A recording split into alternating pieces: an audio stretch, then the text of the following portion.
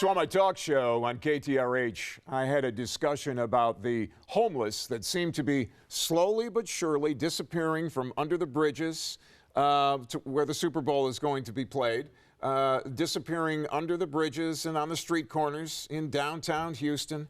It's amazing to me that all of a sudden we seem to be more focused on cleaning that all up. Now, do you think it's because we got the Super Bowl coming here in February and the entire world is going to be watching Houston, Texas?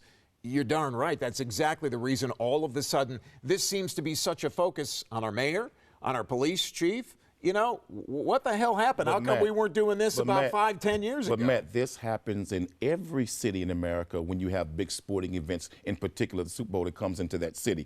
They want to remove the homeless. They want to hide the homeless. Sure. They want to make sure everything around the stadium and the venues where Super Bowls are being celebrated, and you have those parties and concerts, etc. They want to do all kind of aesthetic house cleaning to make the appearance and lend the appearance that the city is such a beautiful place to be.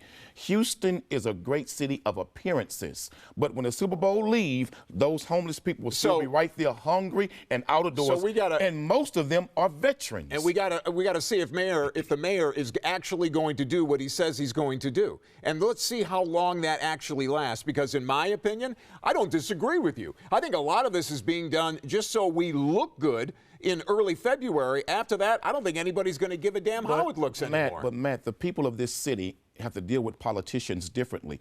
Politicians were elected to serve the people. Politicians are servants of the people, but they believe themselves now for the people to be servants to their interests. We can no longer tell politicians what to do. We have to make them do what's in the best interest of the people. And Mayor Turner is not going to do it unless we make him do it, and other politicians like him. Right down the street from the Super Bowl, 2 miles, you have Sunnyside community. Right. And here it is, they're ranked number 6 in America right now in the most deadliest neighborhoods in America, but nobody's putting any real resources. So here's what you do. You put the pressure on them. You put the pressure on who represents Sunnyside. You got to put the pressure on them, and we got to make sure they understand that we don't necessarily believe it. We're going to watch. I like what's going on. I like what seems to be a whole lot of attention on helping the homeless. But at the same time, if this doesn't appear to be going on in March or April, then we're going to know exactly what they did. The big lie is that when the Super Bowl comes in, it's going to bring so many jobs, an influx of cash.